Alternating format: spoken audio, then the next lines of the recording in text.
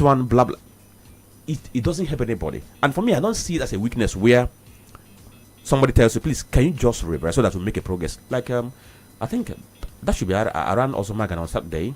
I know on Saturday Osomagana. I was also in a tricycle heading to main market area, and then we got to one place where there was this very block, and I told the tricycle man, the best thing you can do for now is just to reverse and leave this very drama. And guess what? The man who was supposed to reverse was carrying all this small truck was carrying some goods, and he was told, can you just reverse a bit so that the road is going to clear? And he said, in any man and give fambu, where to reverse. That's what he said. And next thing, he came down from the driver's seat and was just perambulating. So the thing is, it's a bad behavior that we have embraced, not knowing that it doesn't do us any good, and does not in any way show that you have strength or that you are manly. Rather, I do see it as a sign of senselessness. We need to grow up. We really need to grow up. Now, speaking about growing up, 2027, there is this disquiet in the ADC over Obi's moves. There are talks in the street that Obi has plans to go to Action Alliance instead of fully migrating to the ADC. Recall that sometime last week, the ADC asked all people who have been a part of the coalition to now leave their respective parties and fully migrate to the ADC. Now, word on the street is that Obi won't be doing that. He'll be going to the Action Alliance AA.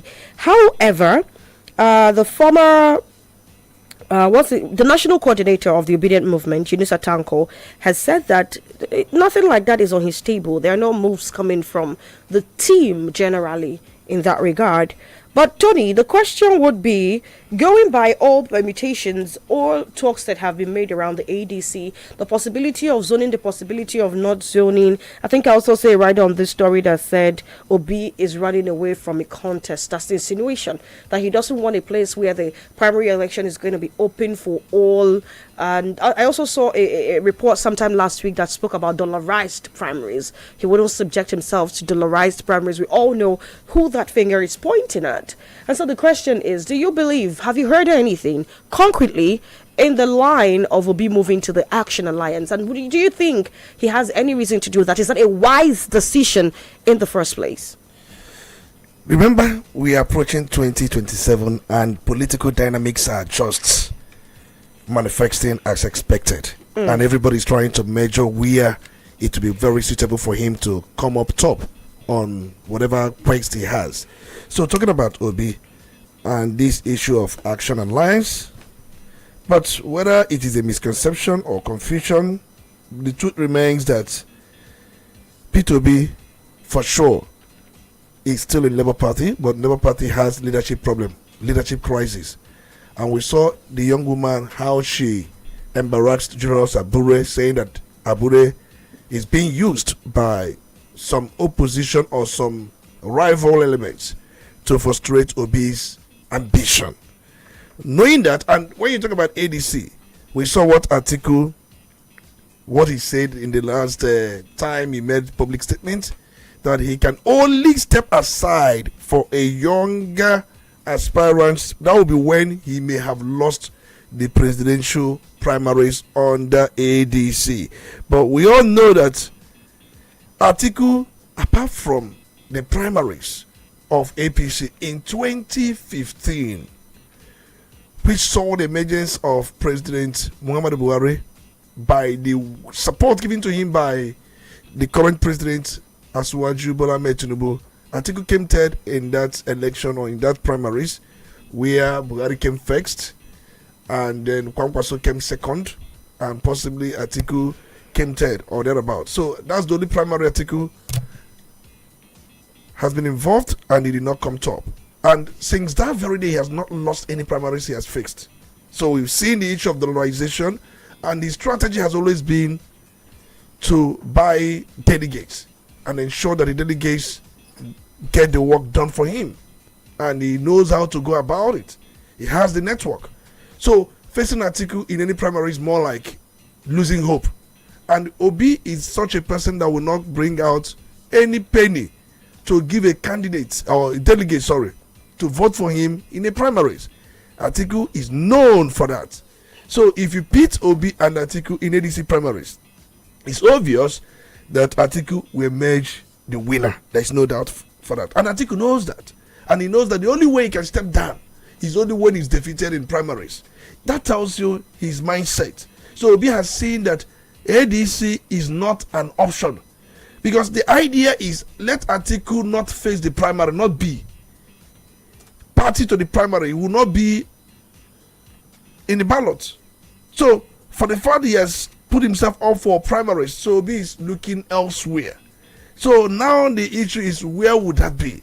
And then there are people who are speculating that wherever he goes, his supporters will follow him. But some speculators have it on good ground that he is consulting with Action Alliance to see the possibility of securing his ticket. And one thing about Obi is another, as presidential hopeful who does not want to face primaries.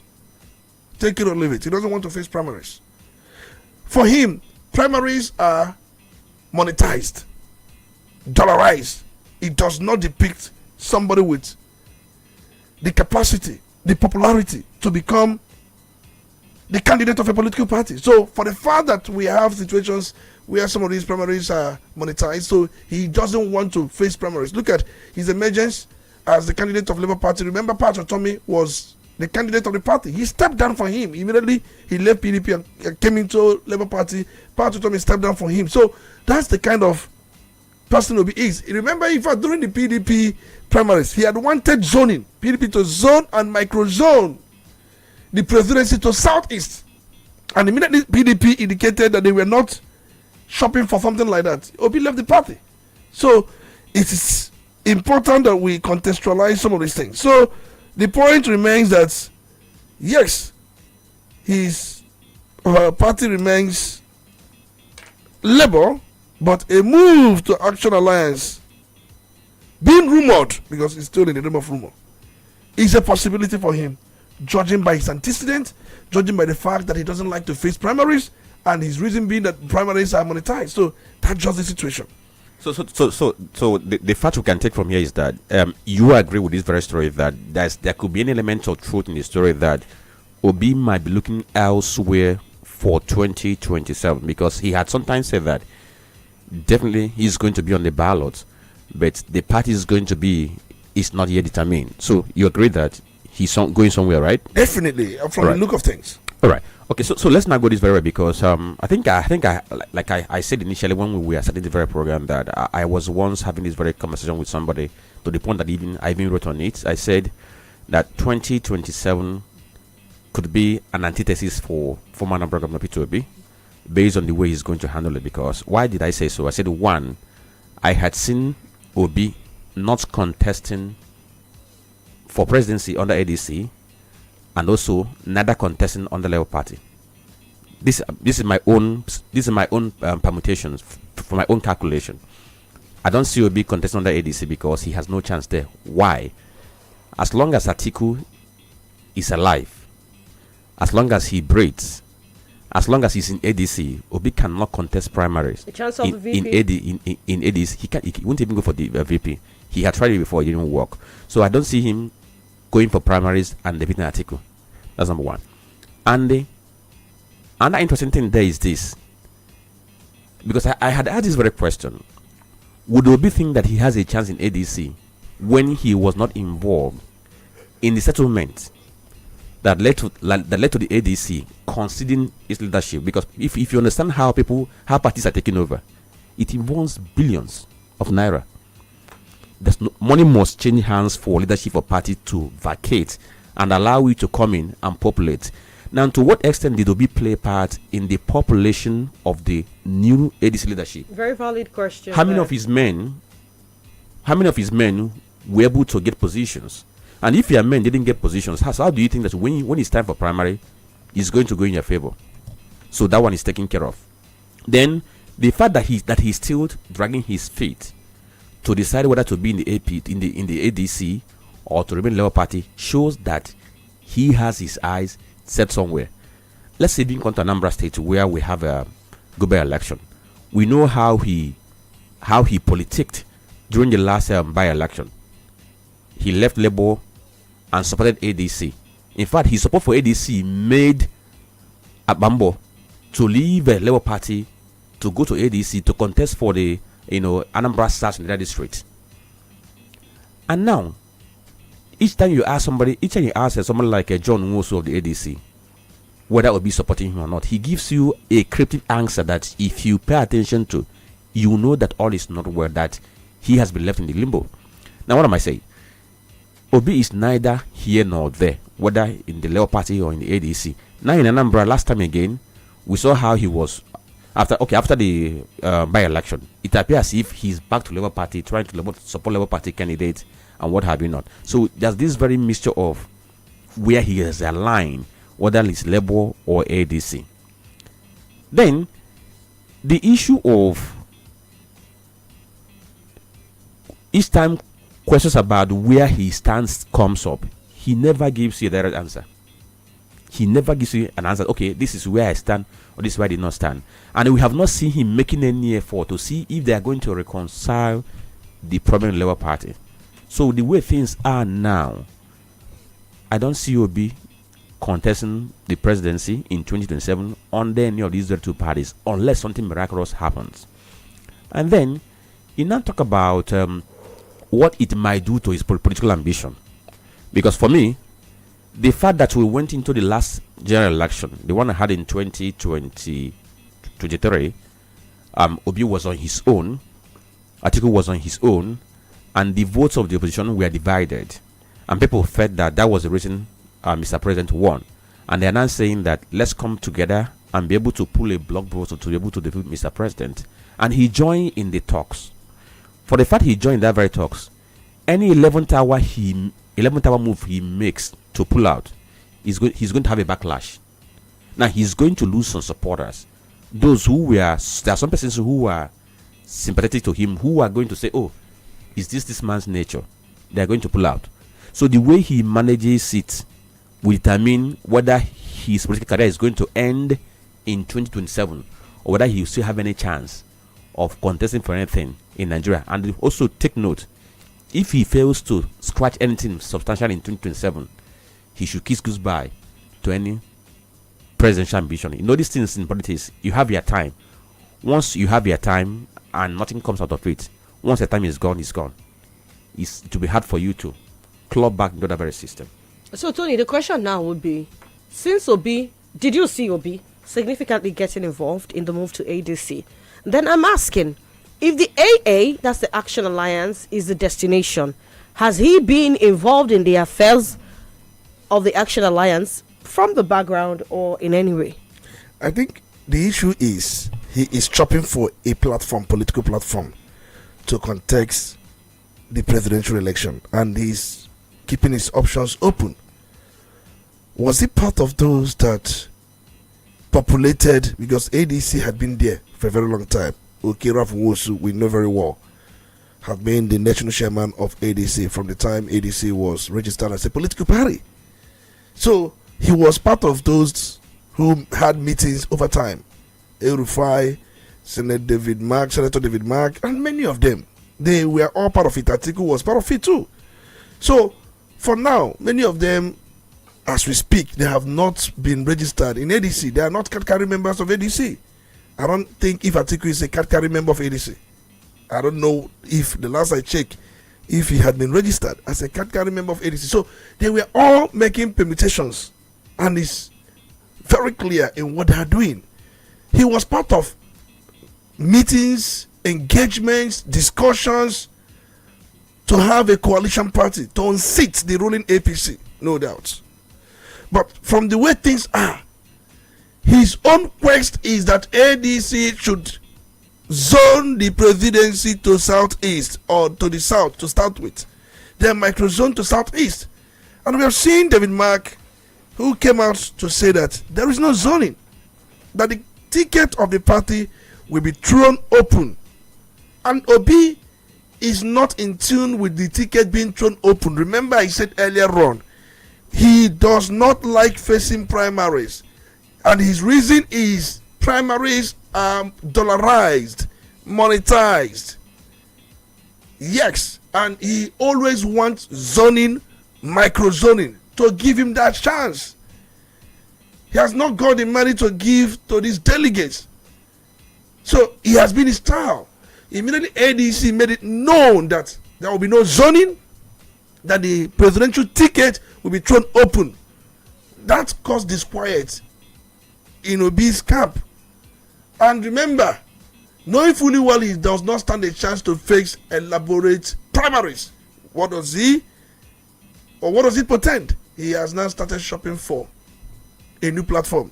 And if you look at this Action Alliance in view, Action Alliance has always been there as a political party, just as ADC.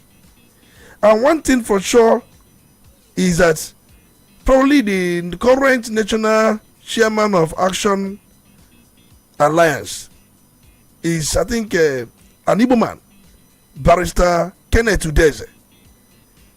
Though they have had leadership crisis over time, leadership disputes, but courts of late recognized Chief Barrister Kenneth Udeze as the national chairman of the party. During the last election, they fielded presidential candidate in the person of Hamza Al-Mustafa, the former chief security officer, or the CSO to late General Sani Abacha. In the 2019 presidential election, I'm aware they fielded Abdul Rashid Hassan Baba as a presidential candidate. So they have been fielding presidential candidates. So there is this rumor that Obi is making plans to work with them and put his structures. The structure he has now is Obedient Movement. And you've seen how Obedient Movement is putting round table structures across different states. I saw the inauguration in Zamfara. I saw the inauguration in Sokoto. They are moving northwest to have strong presence in those areas. So hoping that whatever platform that accept their terms and conditions, they will populate the political platform and possibly make sure that they secure Obi's ticket, because the idea is we must give Obi the ticket. So Labour now is out of equation, being that they are having leadership crisis, which seem not to have any headway. Supreme Court has ruled, and nobody has gone to court to ask Supreme Court or to ask Federal High Court for the interpretation of Supreme Court ruling. Yes, Supreme Court ruled that the issue of leadership of a political party is entirely their internal affairs and is not under the jurisdiction of any courts.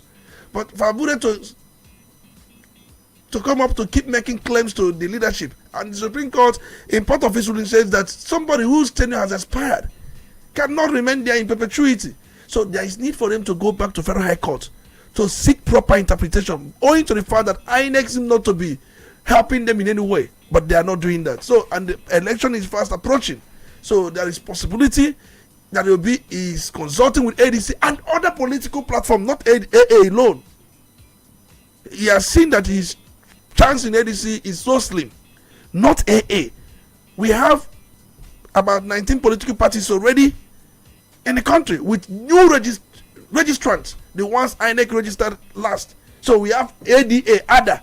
But remember, you must have that presence in most part of the country. And Obi would want to run with a party that has been in existence, not a newly registered political party.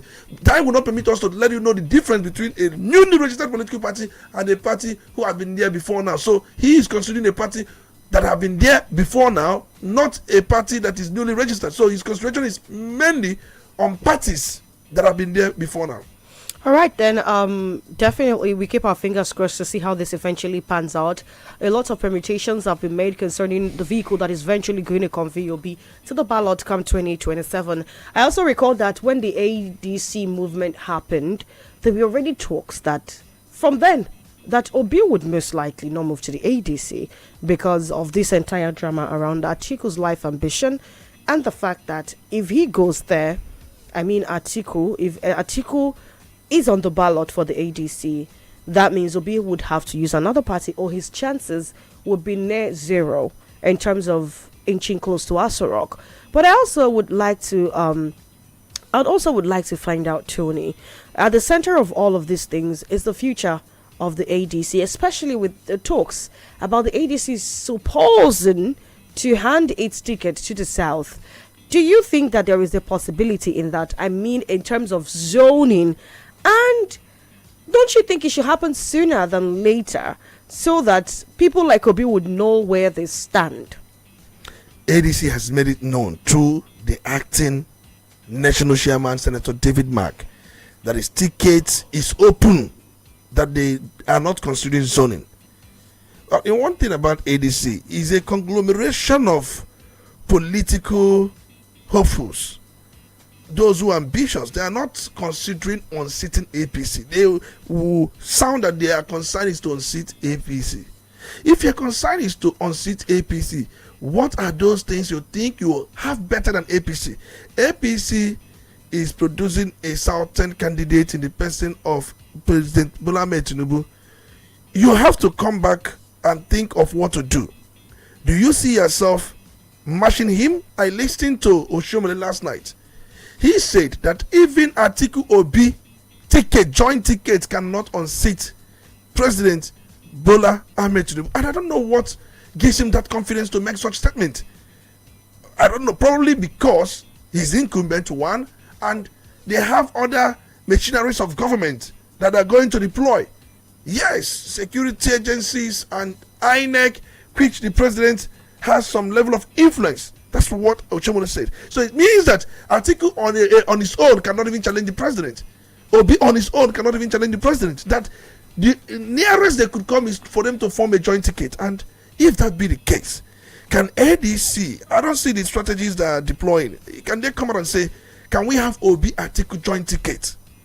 And this time around, where Obi becomes the vice presidential candidate of the party to Atiku, who may become the candidate of the party, trying to use northern votes to unseat Tinubu. One thing is sure.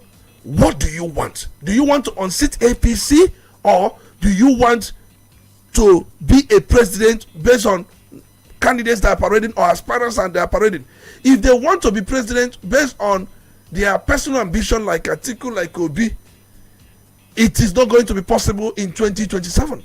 But if they want to unseat APC, look at what happened in 2014, where PDP had a southern candidate, where they not felt that it was their turn. What did they do? They look at a northern candidate that has popularity. What they did was to merge it with the blocks they have in the southern part to unseat. That was how PDP was unseated. So can they repeat something of such nature, where they may try to capitalize on Atiku's popularity, having won more states in the north than any of the candidates in the last election, then bringing Obi's support base from the south, even when some will leave because they want Obi to be the president, they don't want Obi to be vice president. But which way is shorter? If Obi goes alone, there is possibility that he's going to hit the rock. If Atiku goes alone, such possibility that he's going to hit the rock. If they go in a joint movement, there could be a challenge. So okay, that's the way it is. So the end is definitely going to justify the means. We take a break now, attend to some commercials. We'll be right back. Udala Radio 104.7 FM. Seriously authentic.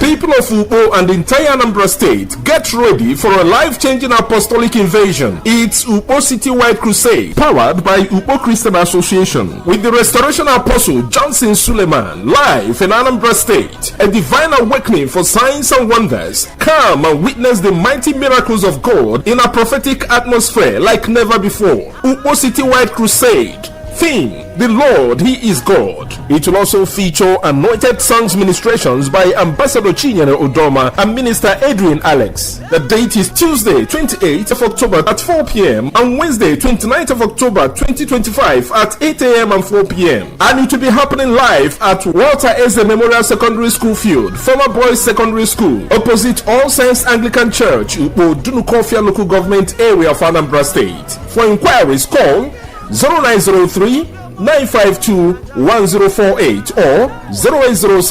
0806-297-8399. Please note that there will be free transportation to the crusade ground. Upo City Wide Crusade. Come in faith and you shall see the power of God.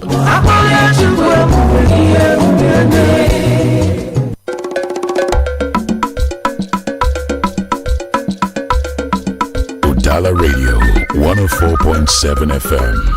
Seriously authentic. You're listening to the Polity. Get involved now.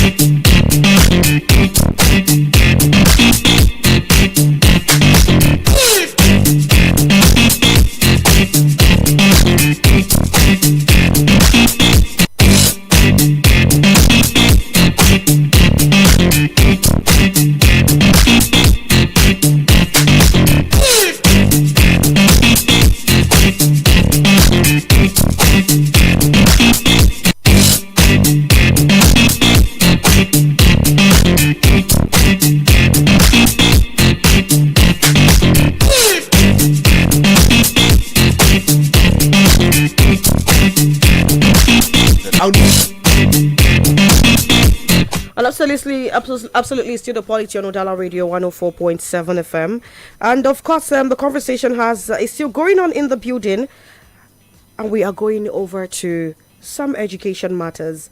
You see, not all heroes wear capes. Teachers are those heroes that do not wear capes, but the entire future of a nation, of a generation, of the world kind of rests on their shoulders. And so yesterday, the world celebrated Teachers' Day, and of course, it brought to light the problems with the education system in Nigeria.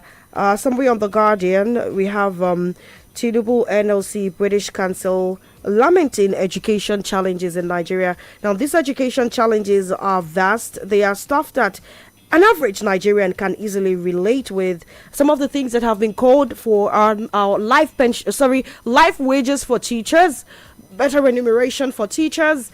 If we had minimum wage, can something better be done for the teachers?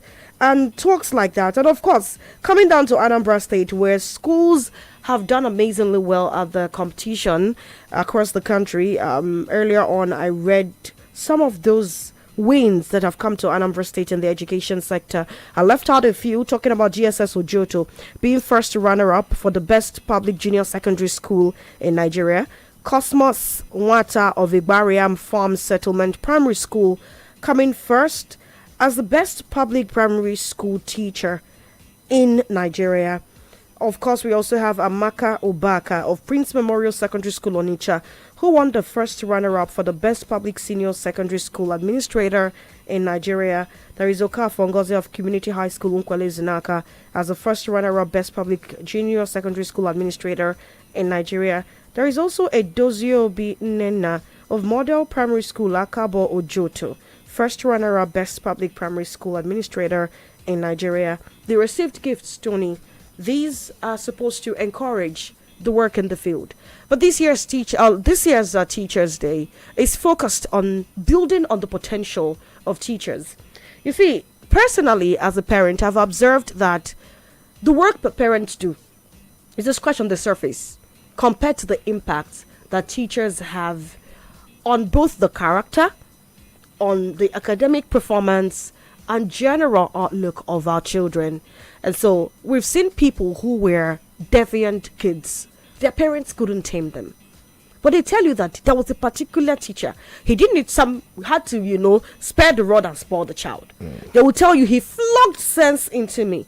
And then some others will tell you, this teacher didn't have to flog me. This teacher only had to sit me down and said a couple of things that haven't left my head, and ever since then I have been in my best behavior. And so the point is, the role of teachers is one that can never be overemphasized. And so looking at the way teachers are being treated in the country, do you think we are anywhere near international best practices? I recall sometime a couple of years ago there was a protest in the country, I think it was in the UK, and teachers were saying, you pay us way too much, if I'm not mistaken. And here we have teachers saying, you pay us way too little.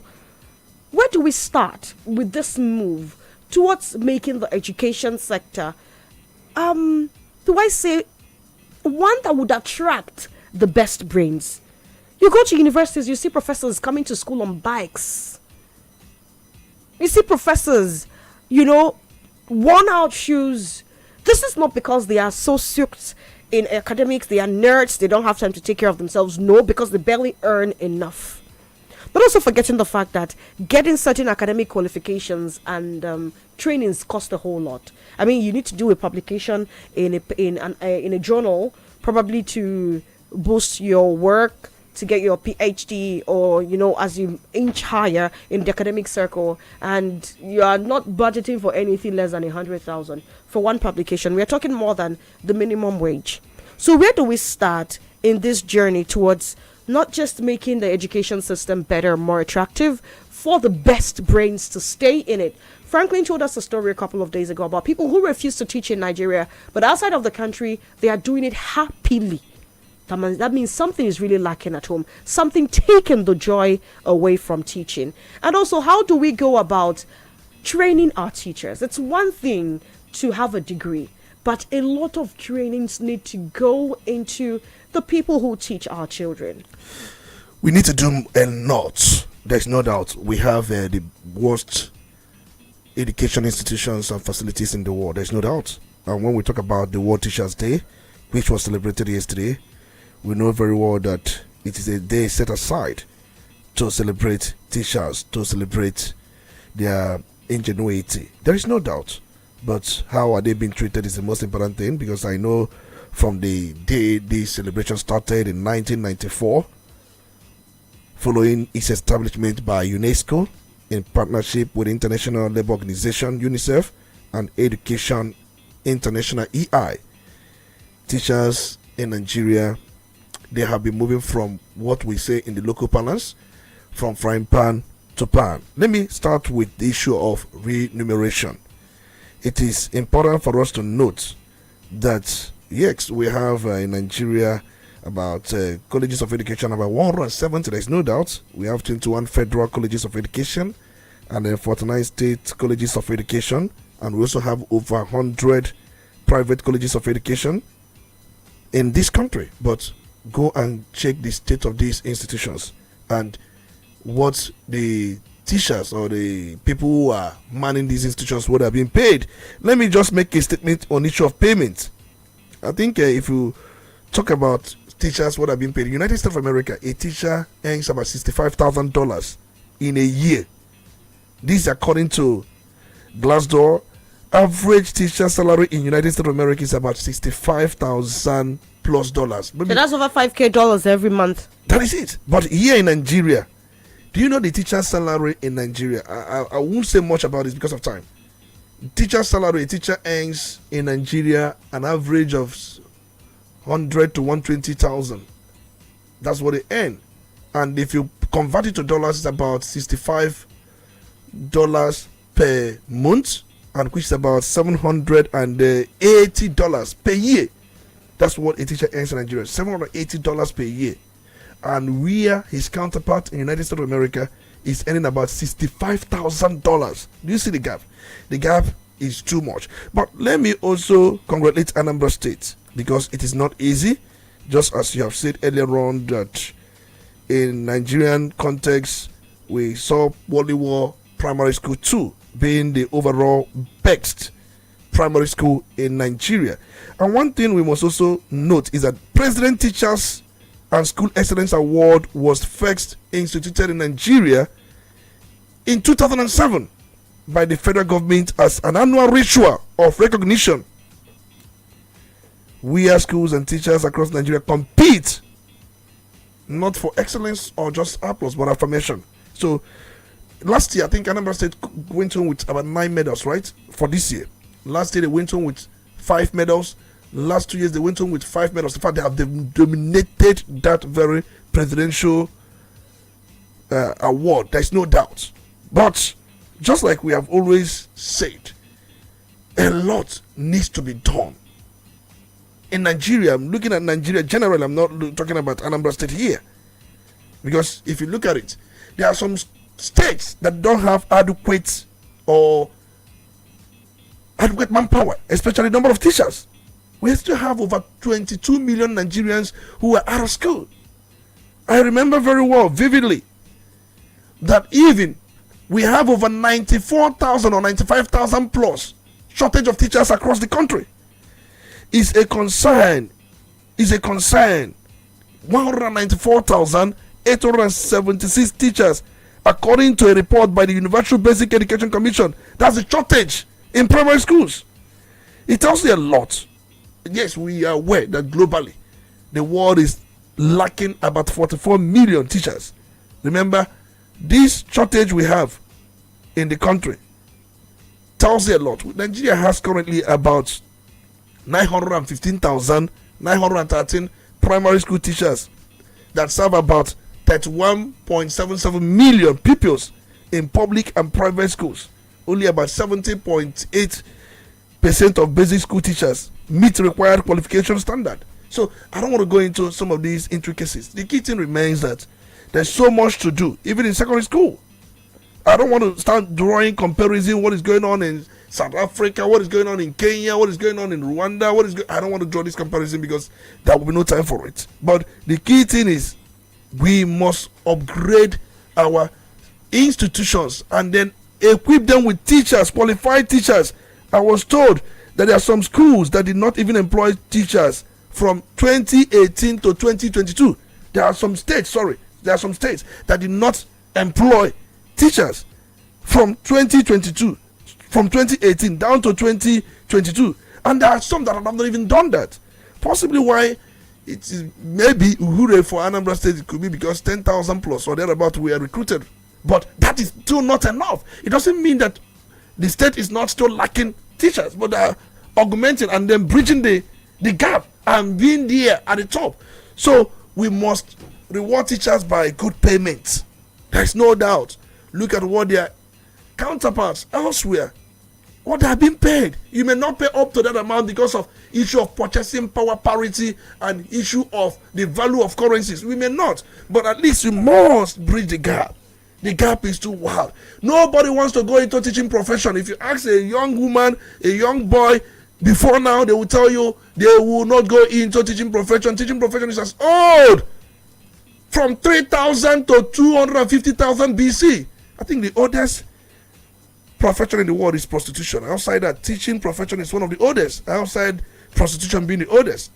So the point I'm trying to make is we must go back to drawing board. Yes, the federal government set up the President's Teachers Award for Excellence in 2007 to reward them, to celebrate them, to give them some things and to some perks. But we need to do more. Okay, so let me add to what Tony said, because he talked about the teacher shortage we have in Nigeria. I think from NUC record and UBE record, I think about 109,000 shortage we have.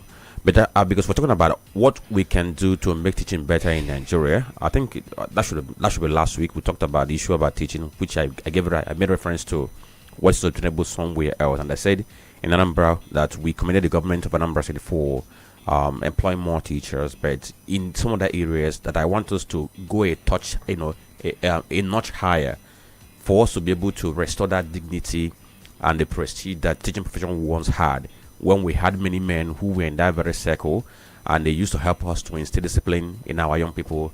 But now we see more of women who are now into teaching profession because what teachers are paid is not enough to handle families. That's why I now see men living that very area are going to some other areas.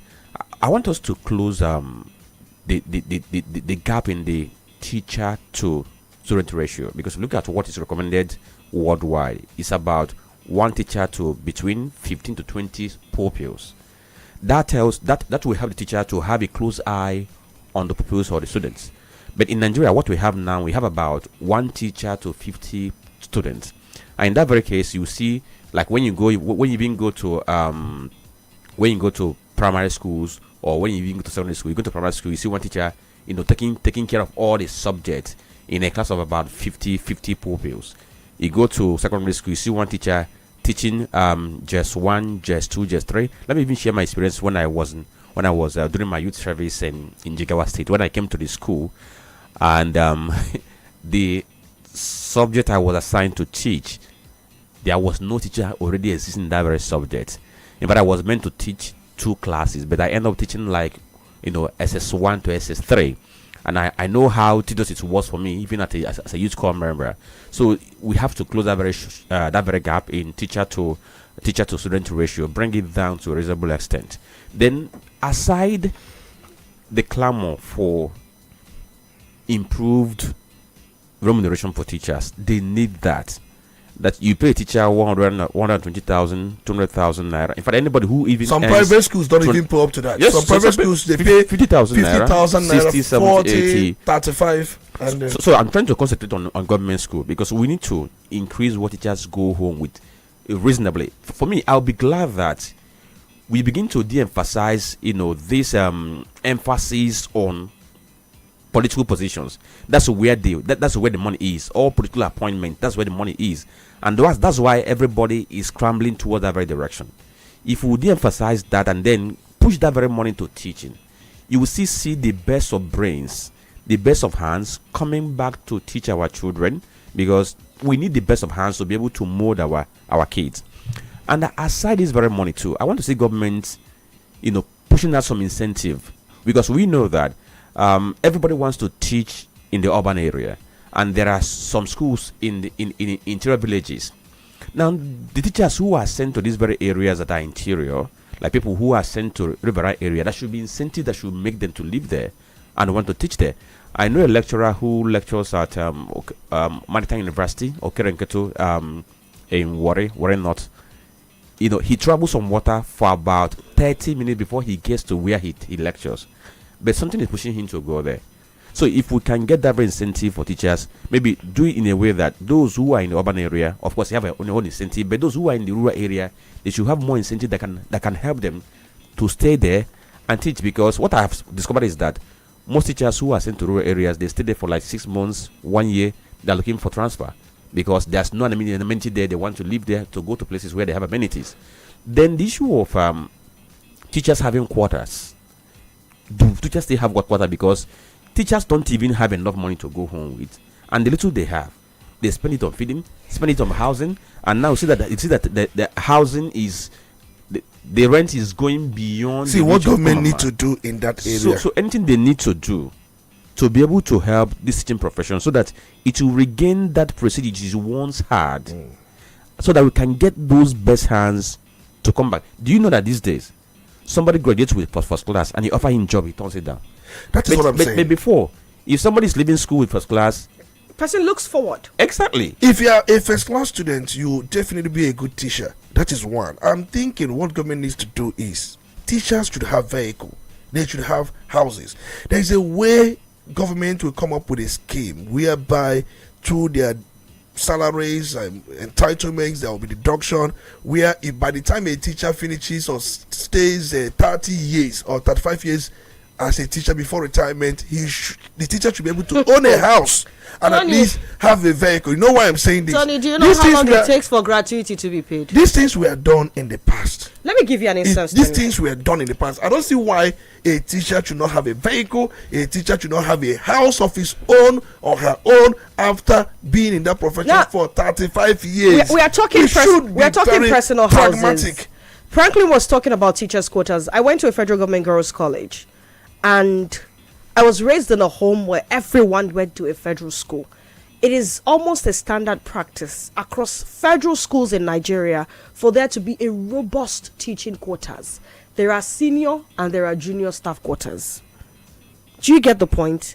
These facilities, I do not know how well they are being maintained now, but they were standard flats, standard bungalows. There were 2 flats in a bungalow for junior staff they share. FGGC Onitsha still has one. Did I just say one? Like the whole block of flats. I don't know how well they're being maintained now. Now, where did we lose it? We want more teachers. Do they stay on the sky? And these staff quarters were such that the families of these teachers lived there with them. There were standard flats, 3 bedrooms, 2 bedrooms. You can raise a family comfortably and not bother about power, because the power supply that the school uses also fends for the staff quarters. As at The last I checked, I don't know what the system is like right now.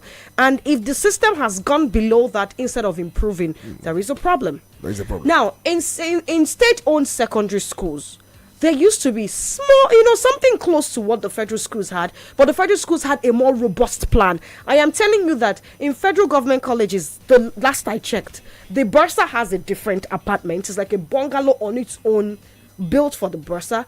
The principal has one, the VP ACAD, the VP admin. This was the practice. I do not know about now. So what happens to us going back?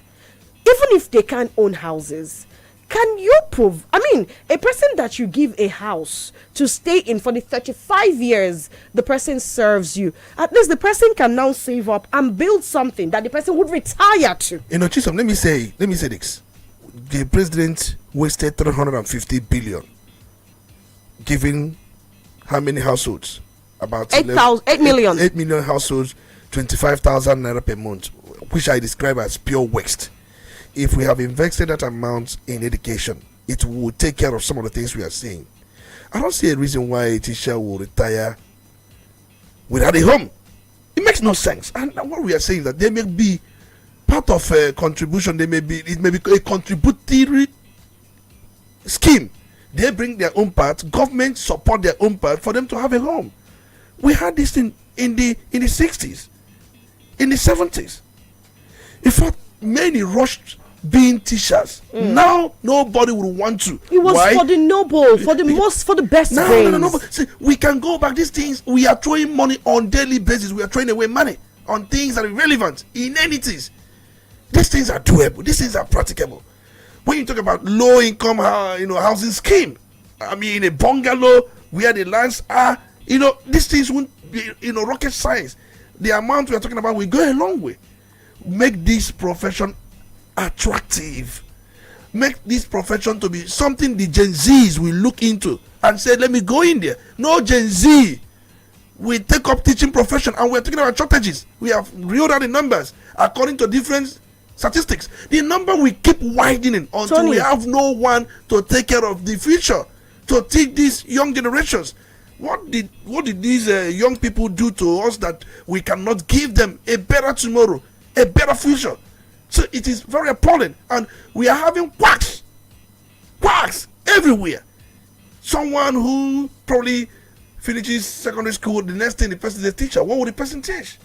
Did the person go through the training, the rigorous training? What did the person know? A class teacher wrote readings as READINES for READINGS.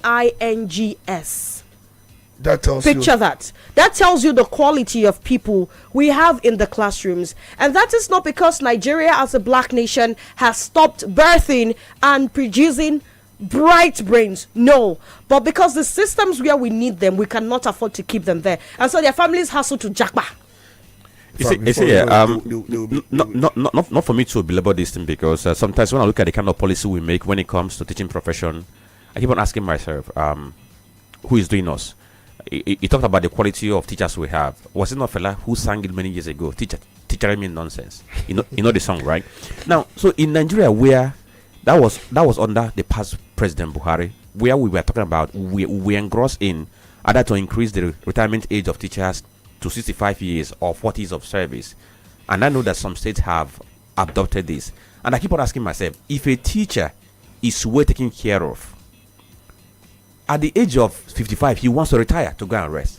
But you now see teachers who get to 60 and they want to add more 5 years because they want to be in the system and be able to be getting small money to take care of themselves. Really just imagine the teacher who earns well.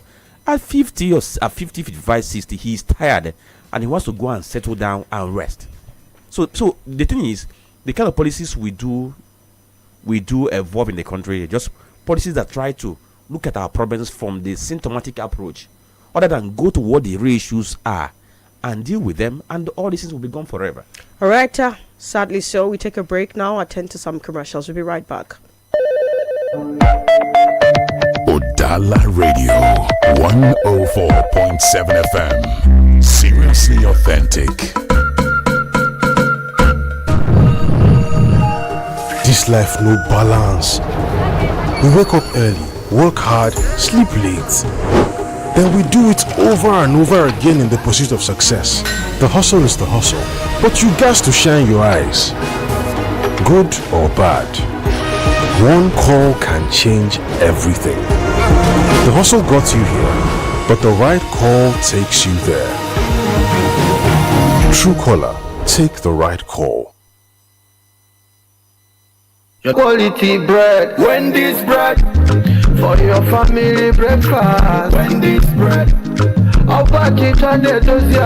Wendy's bread, Mama, Papa, they like Wendy's bread,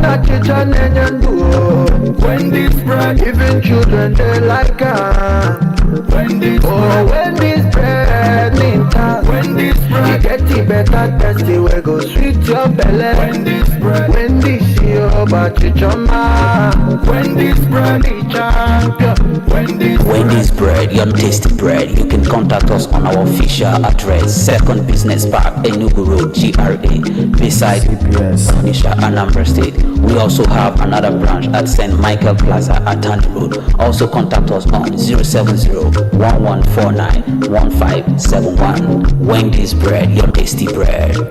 Wendy's bread.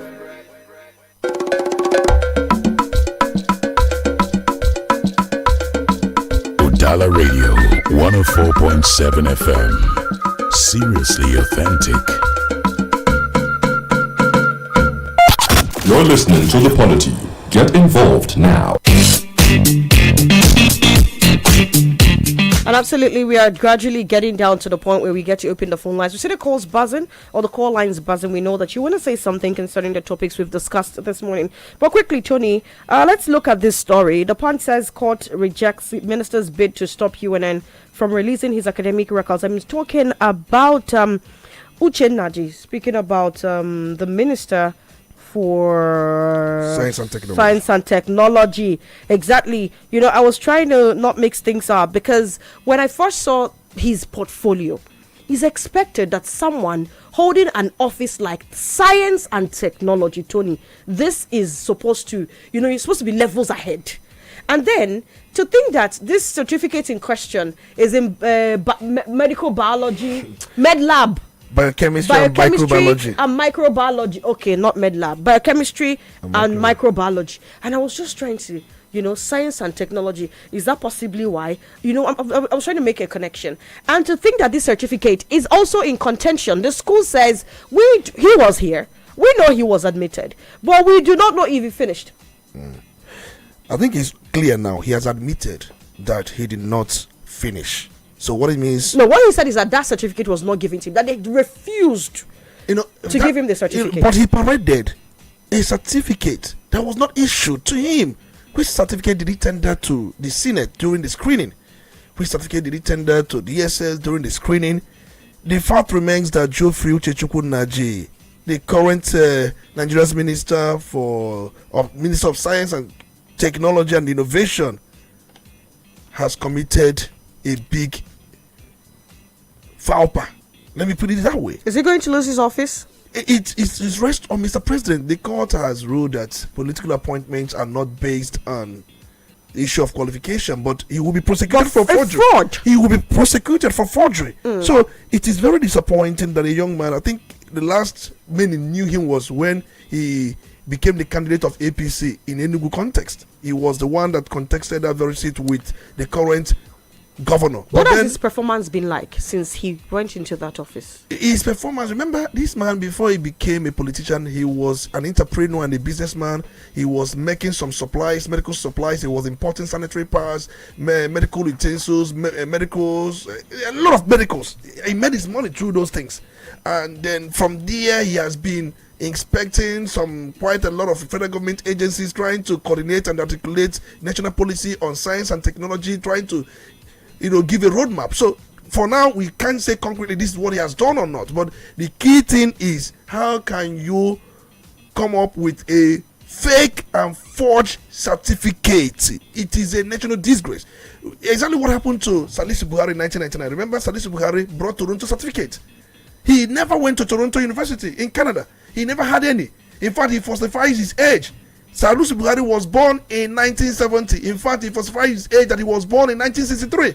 The idea was to meet the age requirement for you to be in the House of Representatives. Remember, he was made Speaker of the House of Representatives. He was there for just, I think, 6 weeks before he was removed, prosecuted, convicted with 2-year sentence and the option of fine. But Obasanjo granted him presidential pardon. Exactly. I don't want to talk about Kemi Adeosun, who also paraded a forged NYC certificate. Uche Naji's case, his case is double. He also paraded fake NYC certificate. So is Uche Naji, because if he's at risk of prosecution and he needs to be, the due process followed, and only after that would a presidential pardon start being talked about. And so the question would be, what will become of that particular ministry? Like I asked you earlier, what the performance of that ministry has been like under Uche Naji. And of course, when do we draw the line, especially since the constitution and the law has said all of these big papers are not necessary? Where is this pressure to present fake big papers coming from? The pressure is you cannot man a ministry in Nigeria without having the requisite qualification. But the court said this is not requisite. See, the most important thing is the court will tell you the basics. But if you are a president and you want to appoint ministers, you will look for people that have made their marks, they have cut their teeth in those professions, because you know very well that they will go on to transform those professions.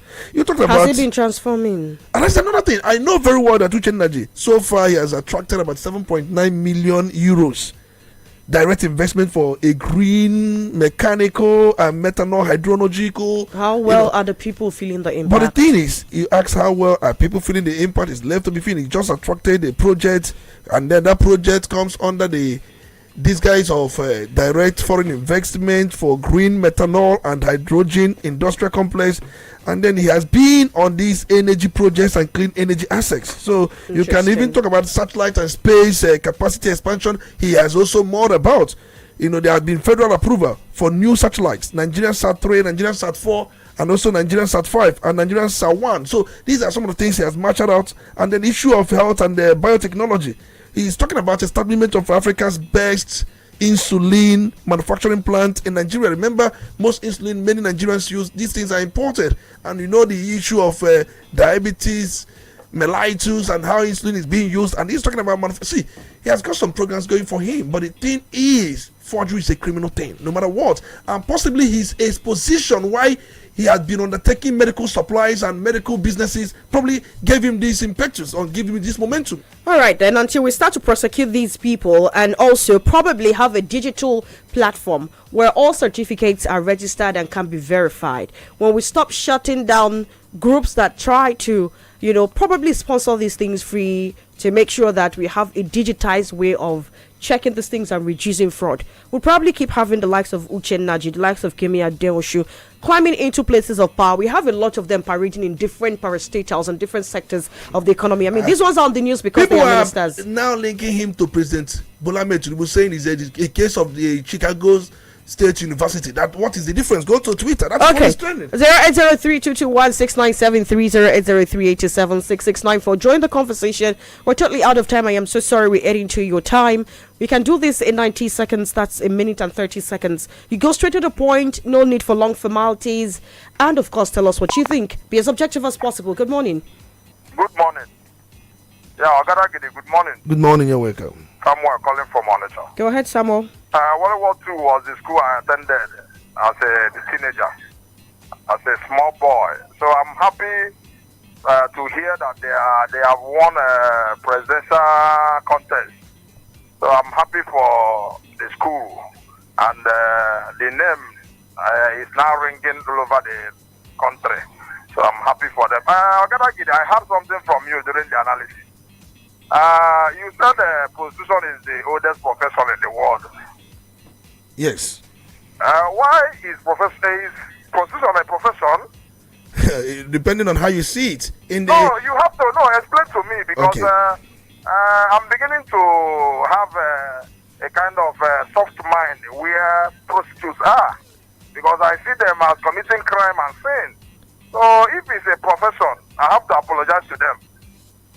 Definitely, prostitution, just like I said, because we are talking about profession in the world, and you asked a very vital question whether prostitution is a profession. is a very thoughtful question. From a strict sociological or anthropological standpoint, prostitution, also called sex work, is often described as the oldest profession in the world, and this phrase dates back many centuries. So in most countries like Nigeria, it's not recognized as a legal profession. So you now try to demarcate it between legal profession and the illegal profession, but the word there is profession. Is it a profession? Yes, but in Nigeria it's illegal. You did not separate legal or illegal, but anyway, it should be a topic for another day. Thank you. All right. Let's hear what you have to say. 0803-221-6973. Do not also forget that we are live on Facebook at Udala Radio 104.7 FM. You can drop your comment right under the post. Good morning. Yes, good morning. Please try to be audible. All right, it's Michael the Great. I'm calling from Onitsha. Go ahead, please. Go ahead. I just want to congratulate Anambra State, especially Warrior. Although I attended my primary school here from 1 to 3, though not in Warrior, but in Otaku here. So it is a very good work that in Nigeria as a whole, that Warrior, not just Warrior, some part of the primary school here, clean child position nationwide. It is very good to show that we are doing very well as long as school, primary school is concerned. In secondary school, we are doing very well in Anambra State. Then away from that, talking about ADC and this saga that is going between Obi and Atiku, I think these people should just kill their sword very well and use their intelligence to make it fine. Because if they fail to get it right this time around, I don't think that they will be here in 2030 or 2031, because more people are still coming to the presidential seat. And things of zoning, I don't think it's not going to work. Good morning and have a nice day. You have a nice day too. 0803-827-6694, 0803-221-6973. Have your say. Let's hear what you have to say, and do not also forget we are live on Facebook at Udala Radio 104.7. Please turn down the volume on your radio set. Good morning. Yeah, my name is Basiluku. What's Let your me talk about the issue of P2B and ADC, PDP. But my concern is nobody is talking about the electoral reform bill. Because that's the most important thing. Nigeria is talking of parties. Why we don't talk about the institution that makes the election true, fair, and free? So what are we saying? When our president has the power to appoint the INEC chairman, the same president is contesting for the election, and he's become the referee of the way of the ball. What do you think is going to be the outcome of that election? We have not talked about that. And we have the electoral assembly that is there doing everything our president brings to them. Among the electors, they become a very big problem. And we are talking of election.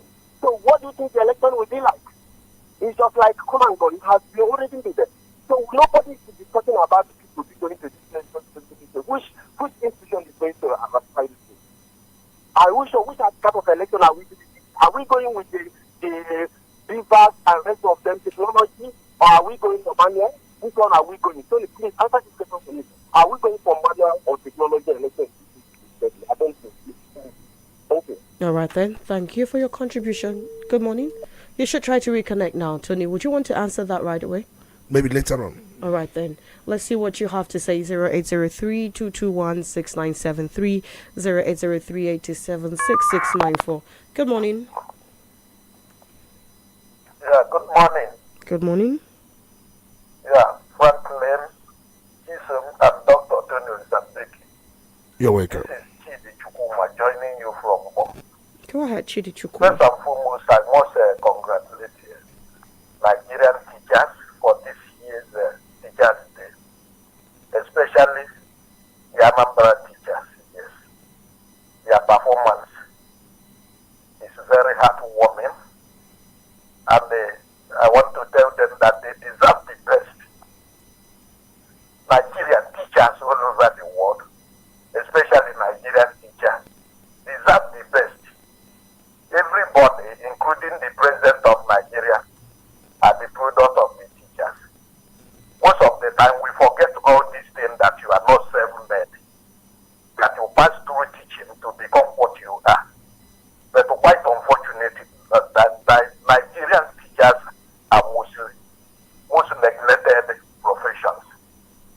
and they go to primary school. Most of the places in primary school, they don't have even good classroom.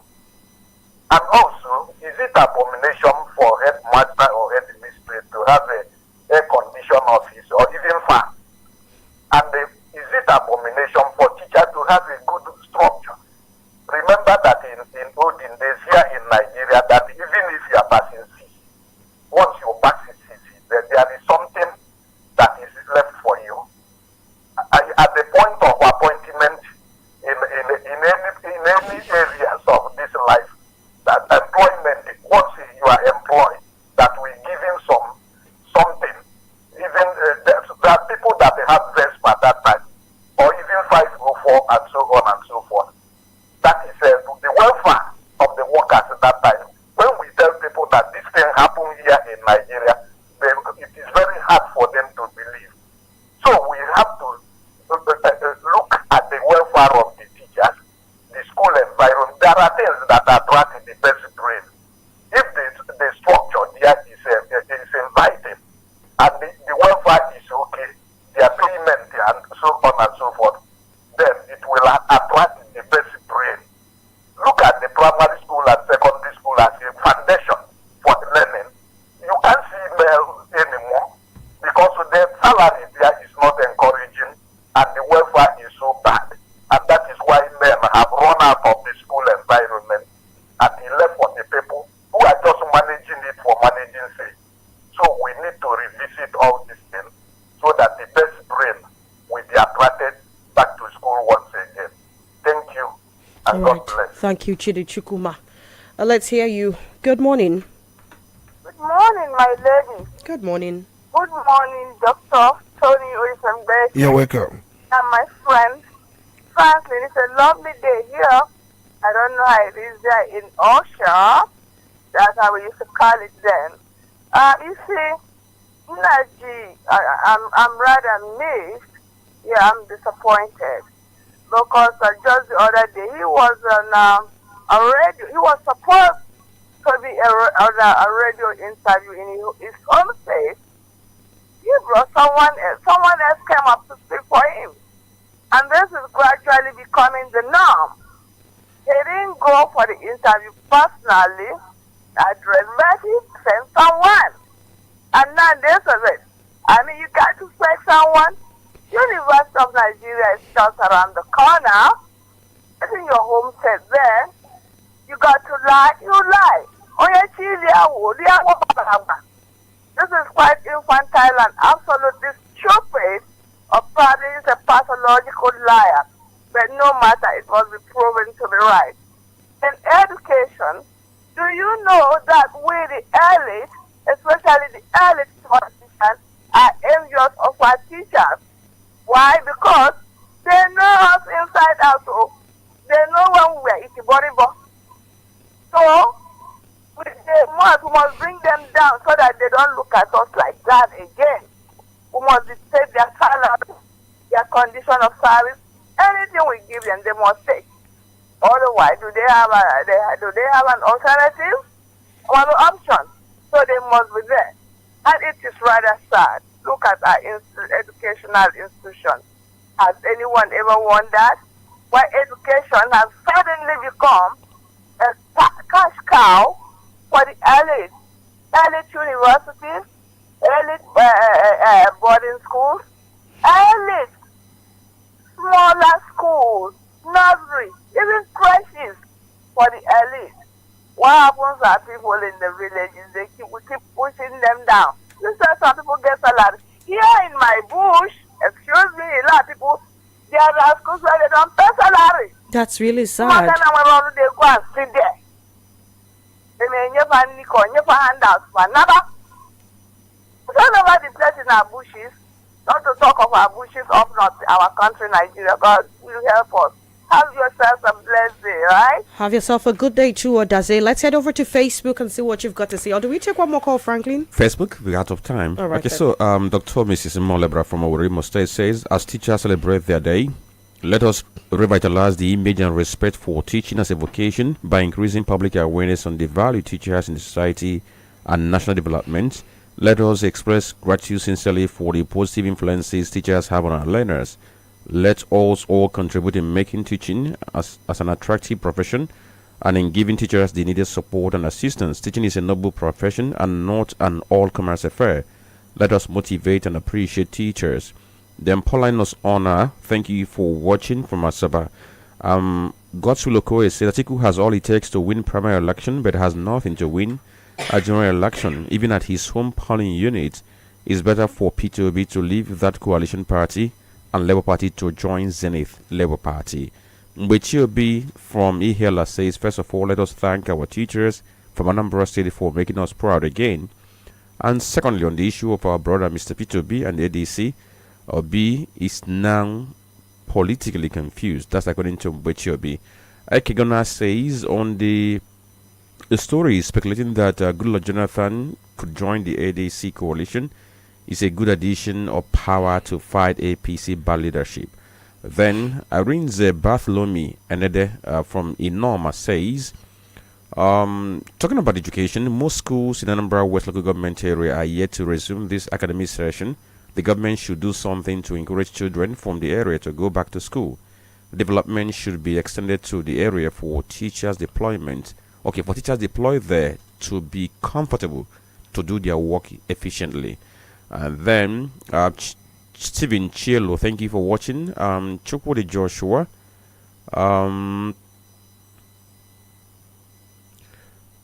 My speaker is a good man. He saved me from an unknown criminal hands yesterday, and he said thanks to Udala FM. Chukwudi Joshua. Then Gonas is demanding for something which I don't know if you saw what Gonas is asking. What is demanding? You should take up your cap. Okay, I should take off my cap. Okay, no problem. All right. Maybe. So these are things we have on our Facebook page. My hype woman. Chisom has become my hype woman. You know, it's important. I think someone asked a question: are we going manual? Are we going electronically in the next election? From the way things are now, Basilugo, I saw your message, and then you asked that very important question. We are going manual. There has never been the reform we have been calling for. So, if elections were to be conducted today, we are going to go the way we went in 2023. Nothing has changed. Unless the reforms we have called for, these things are effected, things will remain the way they are. And then for someone who did say something about prostitution being the oldest profession, remember Taiwo Loide said that prostitutes or sex workers will begin to pay tax. We said it last week here, that they will begin to pay tax. But in Nigeria, there are some countries where prostitution is legalized. In Germany, New Zealand, Switzerland, these things are regulated, legalized. But in Nigeria, they are not legalized. But government is looking at ways of trying to ensure that these people pay tax. Taiwo Loide said it last week that they will be meant to pay tax. But people are asking, how do you identify them? How do you identify them? Big question there. Franklin, what would be your parting shots this morning? I'm going to part this very, very just to add something to what Tony talked about, the issue of people paying so much attention to getting fake certificates because of the way we are. And I must say that our society has made it so that when you don't have certificates, especially when you don't have a degree certificate, or you don't have PhD, you're not professor, it's as if you're not recognized. So we have become a society where title is the order of the day without even looking at the content. Now there's one woman I'm going to refer to, which many of us know her. You know, that woman that is very, very popular with Adire. That's one particular fabric known as Adire in Yoruba culture. Nike Davis Okundaye. No, we know this very woman as a renowned Nigerian batik and textile designer. Guess what? She did not have any formal education. But this woman has had the chance to lecture and hold workshops in several prestigious universities, institutions of higher learning in university, including the famous Harvard University, where she tutored doctoral degree holders. But in Nigeria, that cannot happen, right? It's only when you are called a doctor. That's why everybody now wants to go and acquire doctorate degree, whether the person goes to backyard to obtain it. Because once you come into a place and you address as doctor, you found your car for. So that's why people will keep on going to places to go and get these very fake degrees and certificates, because our society adores this thing without looking at the content or even the skills or talent you have outside the paper you parade. Well, we are hoping that he who has ears would hear. We are hoping that this madness over adding PH.D or doctor before the name stops. We are hoping that people understand that academics are things that should really be taken seriously. This is where we take down the curtain on today's edition of the Polity. Thank you for being a part of the show. And from me to our teachers, I mean, it was yesterday, but I am the child of a teacher, and so I would always celebrate teachers. I would always remind anyone who cares to listen that not all heroes wear capes. Some stand before chalkboards, some stand before whiteboards, whatever boards it is, wherever they stand, guiding our curious minds, lighting the path to knowledge with patience and love, most importantly, very, very patient. And this is to every teacher who is out there shaping the future, shaping the minds of the young ones, one lesson at a time. We say thank you. I say thank you for all the impact. It is actually timeless, and we hope that in the coming days you get the fruit, you get to reap the fruit of your labor here on earth. We hope no Gwalogigadi here on earth and not only in Enigwe. Until tomorrow, I am Chisom Chinedu. Good morning.